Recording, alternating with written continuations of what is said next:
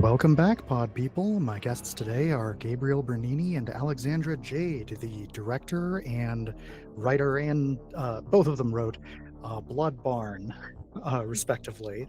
Thank you for Yeah, coming on the show. Thank you for having us. yeah, happy to be here.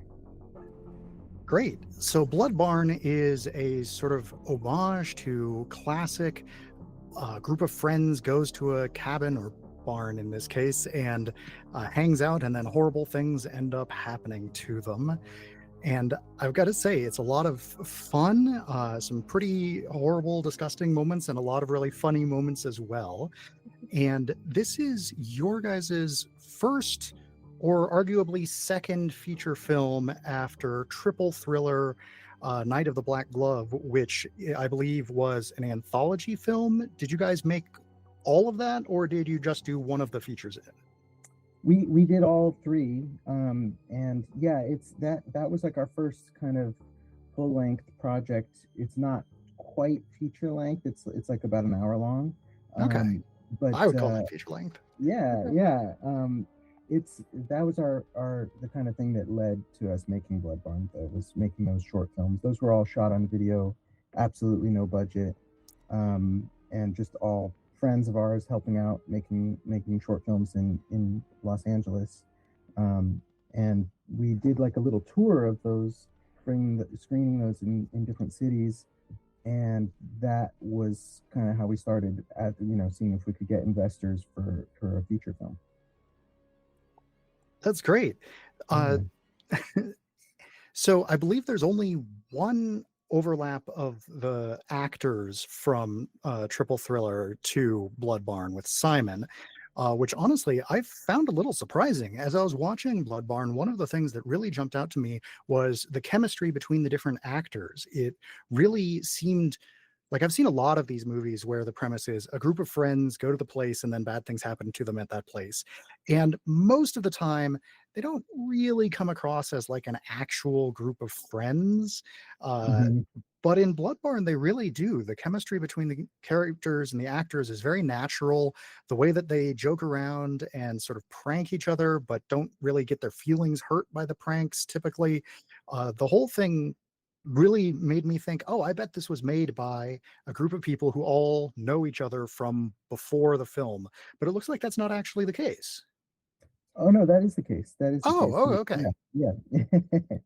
Yeah, we had done Gabe specifically has done stuff with Bambina, who plays Amanda, and but no, yeah, not in the. I think it's they're all comedy actors for the most part. They're comedians and stuff. So we hadn't really thought to ask them prior to be in some of our horror shorts. But they're all friends of ours. They've all worked together in other capacities and stuff. So it was Yeah, definitely a friend I guess vibe. that's true. Mostly all in comedy work, we had worked together with everybody, but not yet for those horror projects. Um, Okay. so that was kind of the thing, is once after we were making those horror short films, we kind of had to get the whole gang together for the big feature. Nice. So you guys have known each other for a while then? Yeah. Mhm. Yeah. Okay. Cool. And I guess your comedy things just aren't on IMDb? Yes, that's right. Yeah. They're mostly just some short films and like kind of like sketch comedy stuff. Yeah, Okay. I was part of a comedy group that called No That's Okay, that made a lot of online content and stuff, and I think almost everybody in the cast was involved with those in some way or another. Awesome. Well, I was Yeah, going to ask you about the casting process, but it sounds like you pretty much just covered it. You yeah. had this Is group there of friends anything you else? already knew. Yeah, I mean, mostly just the comedy scene in New York and LA. We just were friends with a lot of these people, and just loved their work. And we also kind of believe in their careers in a big way. We just believe that we're big fans of Wet Hot American Summer, and that movie had such a cool history where it just caught all these fantastic actors right at the beginning of their careers. And we kind of see this as us doing our version of that.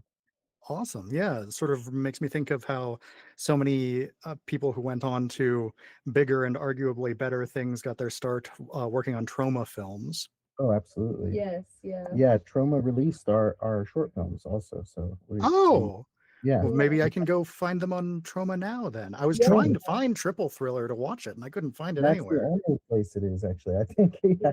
Ah, well, yeah. I should have checked there.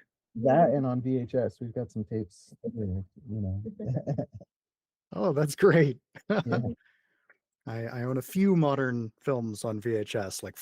Frogman, Oh, but yeah, cool. Yeah, yeah. I think that might be a retro release uh VHS as well. I wonder. This great company called Retro Release put out the Purple Thriller. retro Um release, cool. yeah, retro release video. So you said that Triple Thriller was shot on video. Do you mean like literally on VHS, or do you mean with a digital as opposed to a film camera? Oh And no, how yeah. does that sorry, go ahead. Oh yeah, yeah, shot right on a VHS tape. Oh, wow. Um, yeah, yeah, and then we transferred those into digital, and so it was shot. They were all shot without audio, and all the audio is overdubbed, and we made all the music for it and stuff, and yeah, Yeah. so it was a really fun project to do that way. Yeah, shooting with no onset audio and then dubbing everything in afterwards is very appropriate for a movie with the subtitle Night of the Black Glove, which, for anyone who is not aware, is very clearly a reference to Italian giallo films, and Italian films for a very long time, and is even still some today, are shot without any audio on the set and everything is dubbed in afterwards. Yeah, So, we oh sorry, no, we were yeah, go. we saw Mario Bava like a triple screening or whatever right before we decided that we should do it. It was October, my birthday is in October, so we were like, oh, for my birthday we'll make like our own like little giallo movie, and then we just wanted to keep doing it. It was so much fun. That's great. So was Bloodborne shot on a digital camera or on film? It looks like film, but I'm not sure if that's, a deliberate effect you added later or if it was actually shot on film. Yeah, it was shot on this camera called the D16, which is a digital Bolex, which is basically a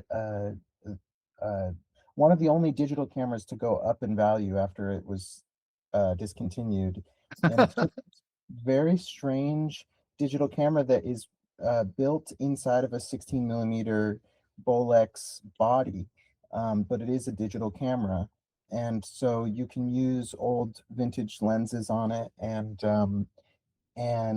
you can basically treat it like a 16 millimeter handheld camera, um, but it is digital, and yeah, so it was a really cool process. We really like that camera. It would have been amazing to shoot on film, but it wasn't in the budget this time. Yeah, yeah. Film is very expensive and requires a whole bunch of specialty skills that digital cameras do not Yes, require. exactly. So, in addition to standing on its own as a horror comedy, this, as I sort of alluded to earlier, Bloodbarn is very much sort of a love letter to a lot of earlier horror filmmakers. The barn itself looks a lot like the house from the Amityville Horror. There's many clear references to Evil Dead with the quick moving, unusual camera angles, the car, the vines. And there's a number of different shots with this sort of like ultra saturated splash of color covering everything that made me think of, as you already said, Mario Bava and also Dario Argento. And I'm wondering, are there any deliberate homages like that in there that you think nobody has noticed? Hmm, that's a good question. There's one that nobody notices because we didn't do it very well. And I don't think anybody even notices that it's in there. We tried to do a sort of Nightmare on Elm Street bit that just didn't really come across. Is that the bit in the bathtub? No, that would that would count as well though. No, but there's so many homages. We really did just watch tons of these movies and just take as much as we could. What were you gonna say? Well, I was gonna say, like, as much as there are like homages to whole like kinds of scenes or like character tropes. We do even have stuff like there was these curtains that we picked that are in one shot of the movie, because we loved the curtains in the background of a scene in Black Christmas, that we were like, we want to get these Oh, like bright colored patterns because of that. So it really, I mean, throughout the whole movie, it kind of is informed by all those classic movies. That's probably one that nobody was going to pick out. Yeah. Is the curtain.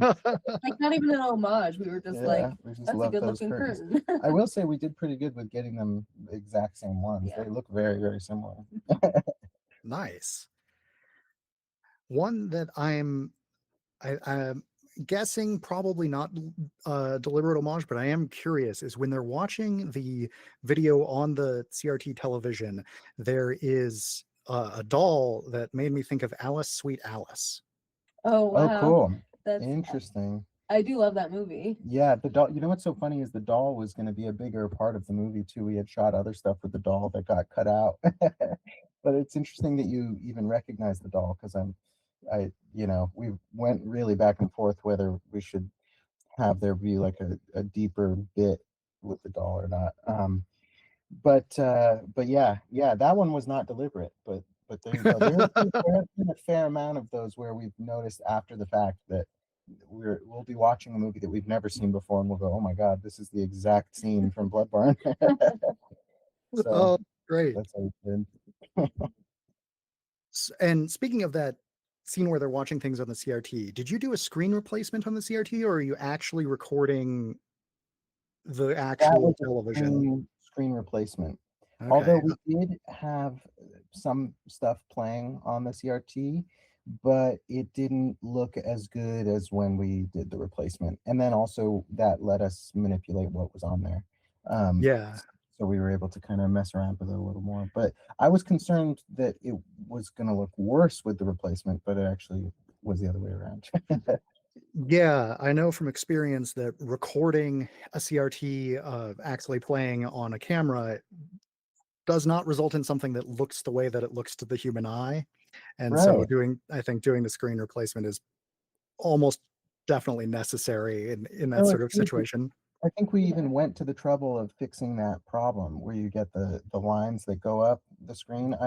I think that we had to like match the frame rate in some way or Uh-huh. something. We really were talking about it because that at first I was really concerned with the you know having the screen replacement just look cheesy or something because it's Yeah. a big moment in the movie. But our DP Ben Bradley Gilbert did a really good job of making that look really clean and natural. And yeah, so a testament to Ben's great color correction as well. Yeah, I did really enjoy the look of the movie. I think my favorite part visually is the opening. It really made me go like, "Ooh, I'm being drawn in just like a 70s moody Italian film." I like that a Hell lot. yeah, that's awesome. Yeah, And there's a lot of music in this where for the first, like 5 seconds of it or something, I would go, "Oh, I recognize this song. This is from that thing." And then it keeps going and I'm going, "Wait, no it isn't. This is something else. This is just similar to that." So tell me a bit about the process of making or acquiring the soundtrack, or how did that work? well, yeah, we have been big fans of this producer composer Jonathan Rado for a long time. He's uh, started in this band Foxygen that I'm a huge fan of, and grew up going to their shows and stuff when they would play in Massachusetts. And when I moved out to LA, I met him and we were making this movie and it just seemed like a really perfect fit, so I figured I would do the kind of Hail Mary throw and see if we could ask him if he would be interested, and he was interested and had the time. And it was kind of an insane year for him because I think that right after doing the soundtrack for Blood Barn he worked with Miley Cyrus and then Beyonce and then got a Grammy and then was at the SNL 50. Wow. And so it was just a bizarre experience to have had this kind of month period where we were talking a lot about Blood Barn. and then he went off and did this insane, amazing stuff. So that was such a exciting thing to get to work with him. Yeah, sounds like you grabbed him at the tail end of him being affordable. Yeah, Yes. that might be. Yeah. He really did an amazing job too. He really put his heart into it, and yeah, it was awesome. That's great. So you mentioned earlier that the doll was originally a larger part of the story and then that got cut out. Can you talk a bit about the creative process of how the story changed over time and how did that line up with like did the changes all happen in pre-production or were they happening during production or how did it go? Yeah, I mean, we had only the barn is in Massachusetts. We live in LA, so we only were able to go to the barn like twice, I think, before we were there to film the movie. Which did result in like a whole we got there and realized that the barn doors don't open the way we thought they did. So we had to completely rewrite a scene while we were there to, change a whole fight scene around to accommodate that. And there was also another huge element was we were shooting in November and it was pitch black out by like 3:30 in the afternoon. We just had no daytime to Yeah, shoot. So that even probably by 3, it was like the sun is going down, Yeah. and it does not look Wow. like a summer fun day. Yeah, and just Yeah. having no light outside. So scenes that were meant to happen outside started happening inside. So there were definitely some situations where we had to rewrite, kind of in the moment.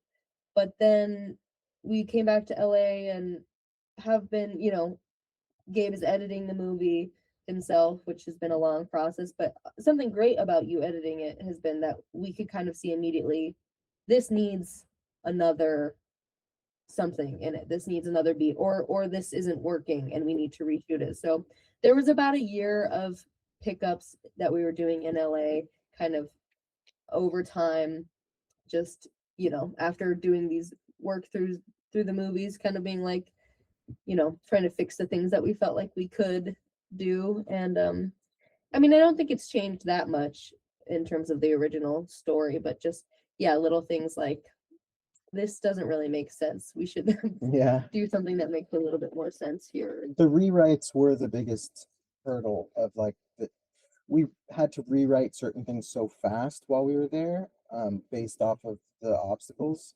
that when we got back, we were still working out those rewrites and had to keep adding things to make them make sense and have the sort of storyline have a flow that we were okay with.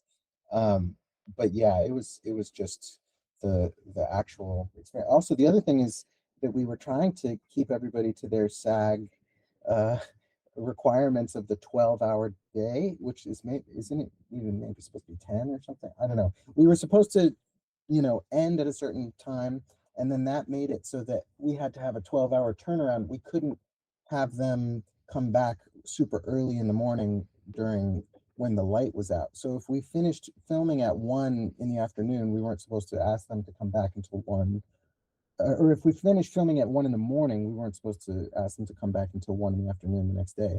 So that caused a lot of problems because we kept having really late nights, and then so it all worked out, but it was really like the most stressful shoots were the daytime shoots because we were really relying on the sun not going down and people getting everything done really fast in the freezing cold. Nice. So you said you were trying to keep to the SAG-AFTRA guidelines.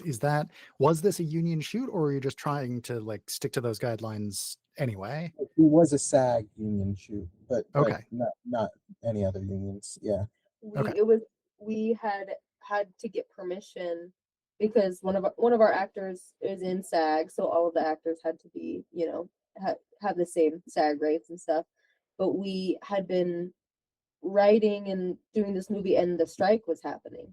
So Oh, we yeah. also had to get approval to make We had to it. get the waiver. We had to get the waiver through, which like we were doing all the pre-production stuff as if we had been, but we had not actually known that we got the approval. But because of the timeline of things, we had to just keep working, and it was just like Just kind of crossing praying our to fingers. God that Yeah. they didn't say no. So Yeah.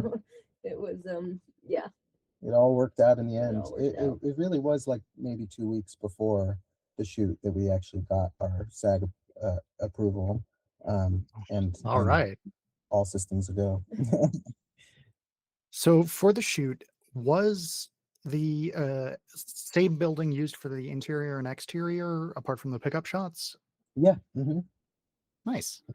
That's relatively Yeah. uncommon. Yeah, yeah. It would have been interesting if we had done some stuff in LA like for the interiors, but it was really all the barn. Um and yeah, just the barn, the interiors of that space are so amazing that we had to use them. So it was we lucked out. That's great. How did you find the barn? Well, my godmother lives in the farmhouse that's attached to the barn. It used to be a Hmm. recording studio in the 70s, and it until like the early 2000s, and there was a ton of really cool things that happened there. The Rolling Stones were there, the Jay Giles band was there. There's some pretty special footage and photos of that place online, if you're ever interested. But yeah, it's a really legendary, special, um, just location, and it's so beautiful that that it hasn't been opened as a recording studio for the last 20 years, and so the barn has really just been kind of falling into disrepair, and that was kind of the point of getting to go back there and use it for a film, was that it kind of seemed like the right vibe for a horror movie.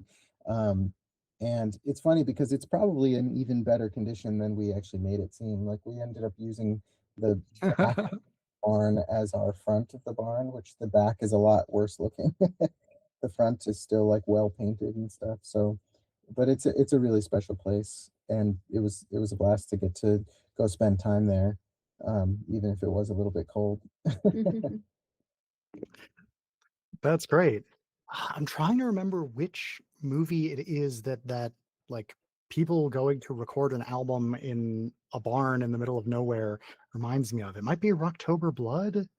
Oh. Uh Whoa. there's Not heard of October Blood. Wow. there's oh man, I wish I could confidently recall, but I can't at the moment. Um so you're working with Screambox. Uh, are they were they involved in production? Are they handling distribution? What's your relationship with them like?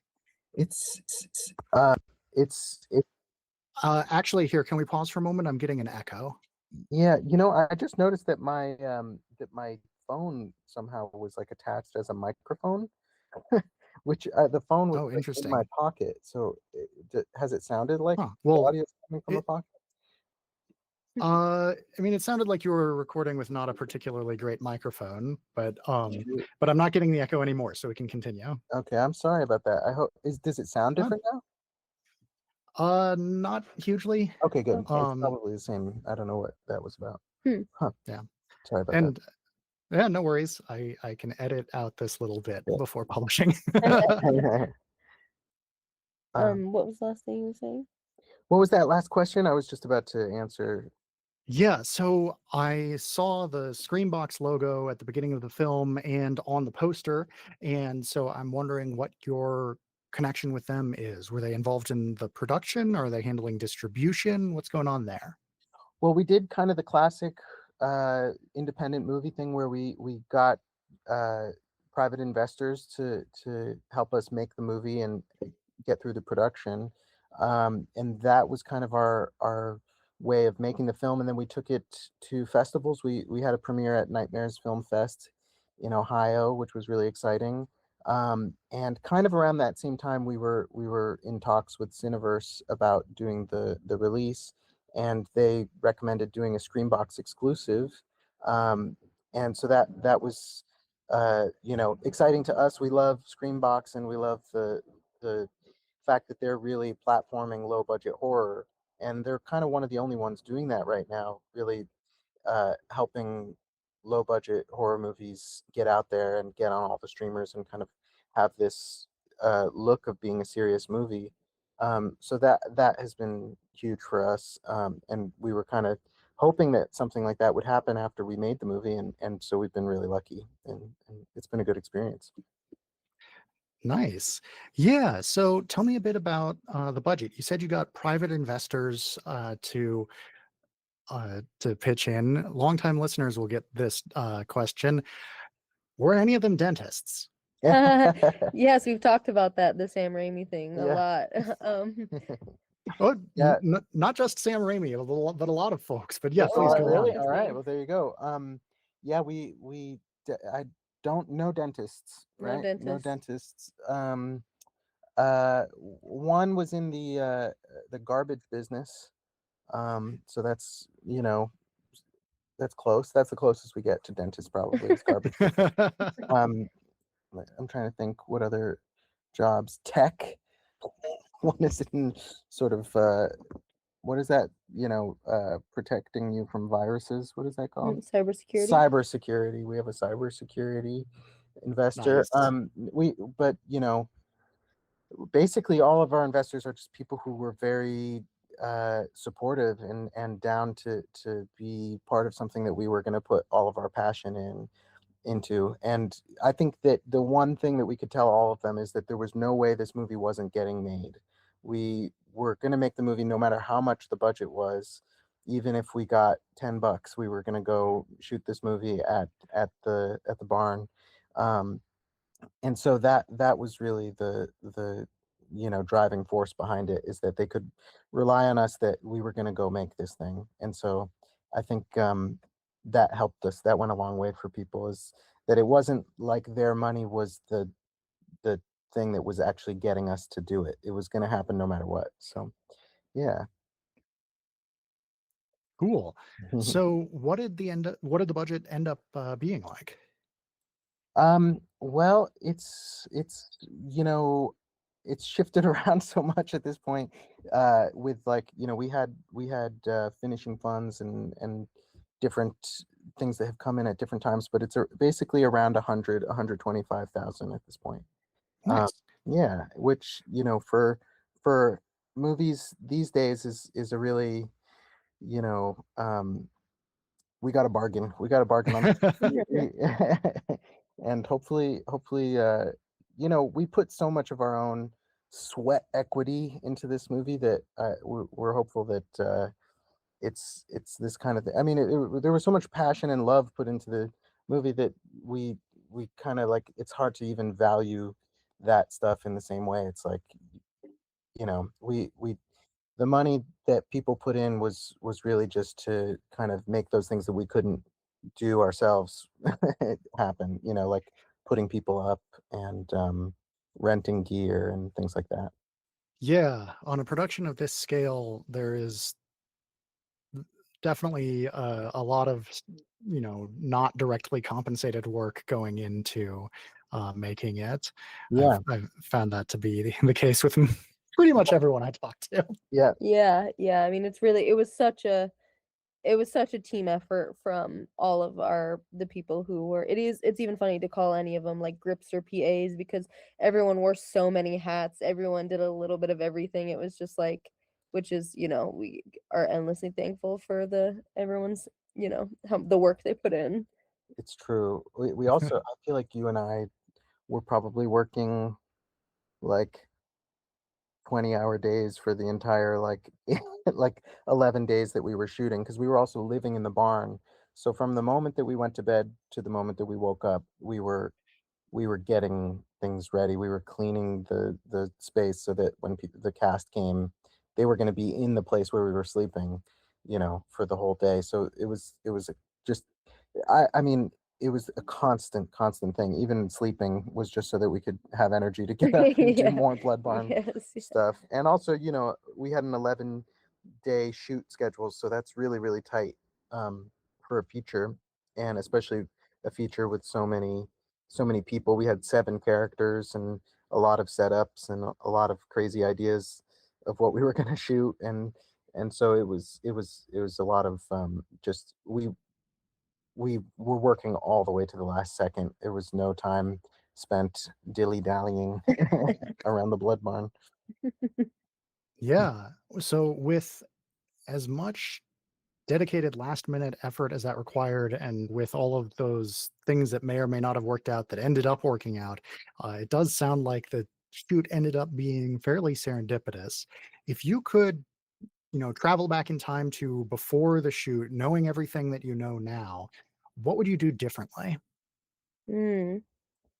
It's a good question.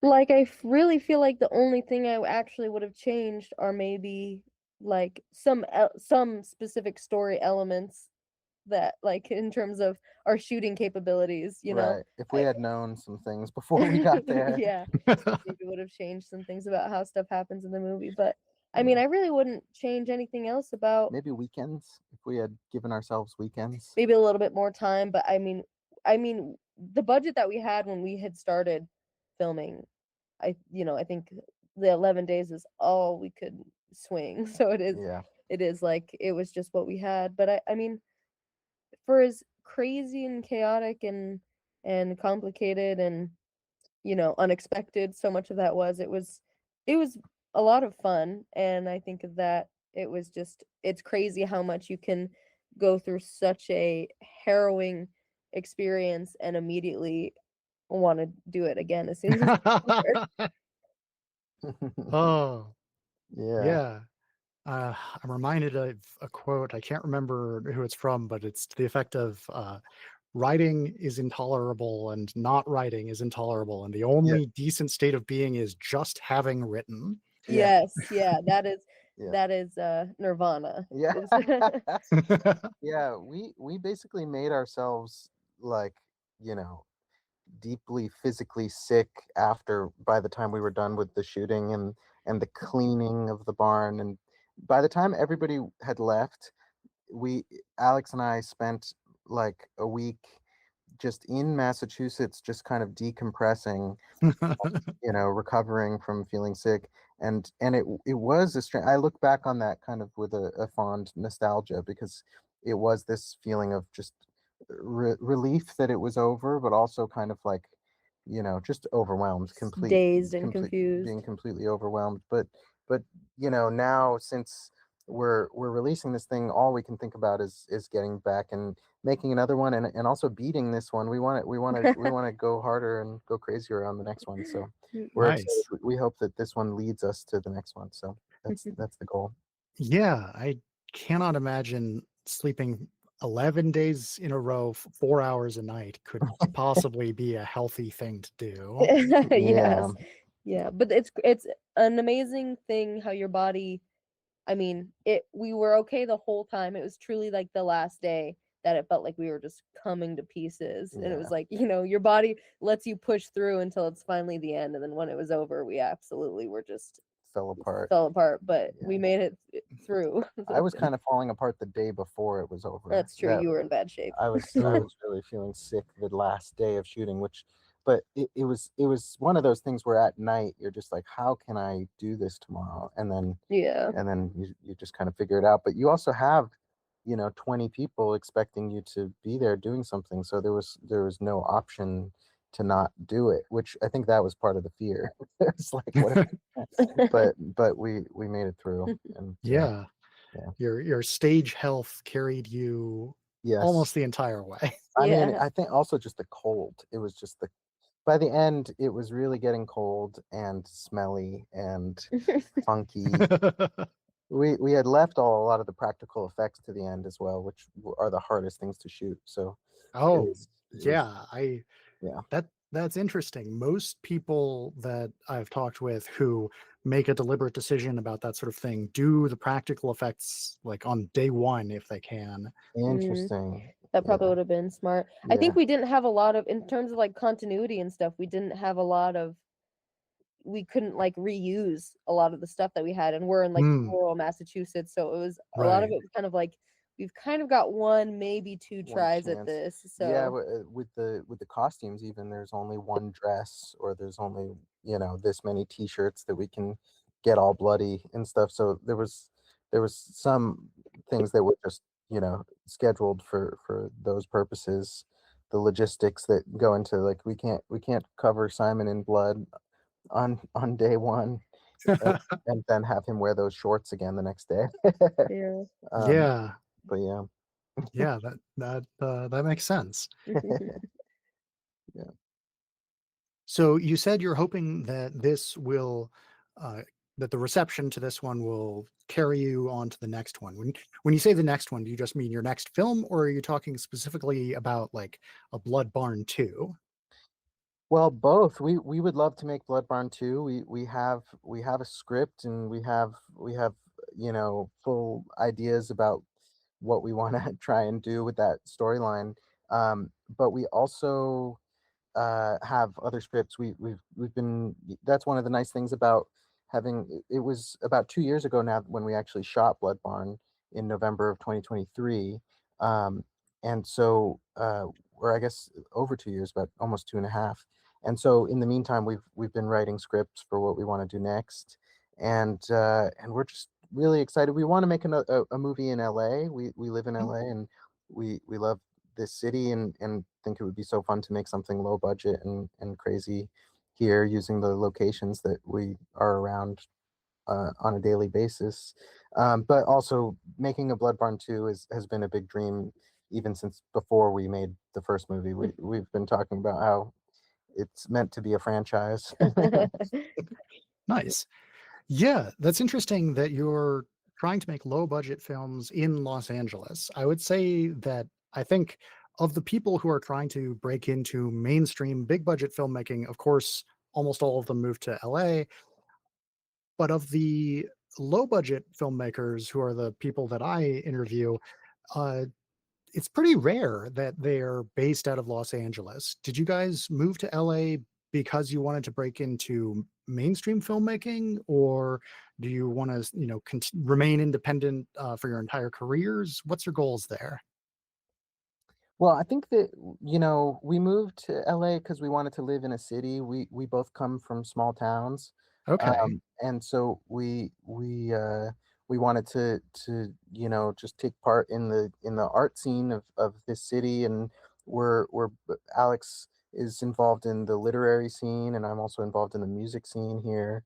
And so there's just a lot of cool communities of people that we know and would love to involve in our films. um, and then our big influences are the low budget, run and gun filmmakers. So there's been a long history of those kinds of filmmakers in LA. But there is kind of a lot of conversation about, taxes and things like that, crew, and people always have a sort of like, whoa, shooting low budget in LA, how are you going to do that? And I'm always kind of confused because I guess I've never dealt with the taxes yet. So we'll find out. We'll find out on Blood Barn maybe what that even means.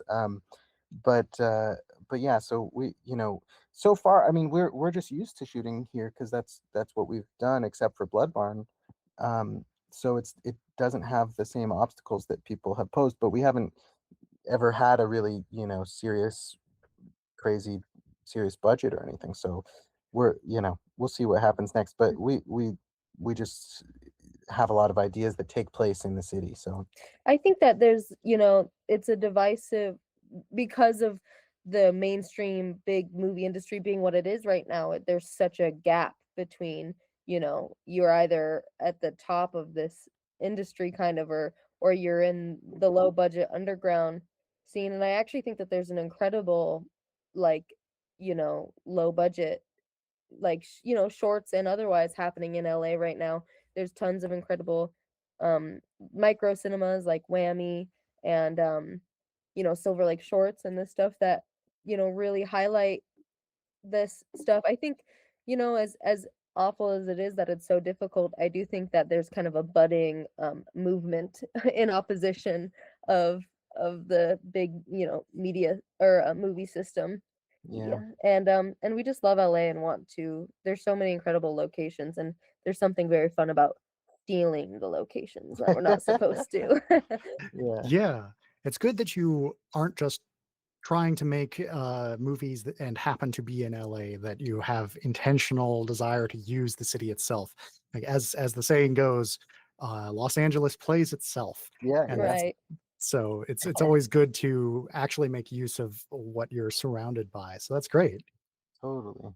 So, unlike most of my interviews, this one is pretty time constrained. I do appreciate getting a lot more than the 10 to 12 minutes that I was initially offered. So, Oh thank you yeah. very much for that. Yeah. Oh, go ahead. Uh, and the question I like to end with, which you've already started touching on, is where do you see the future of independent cinema going?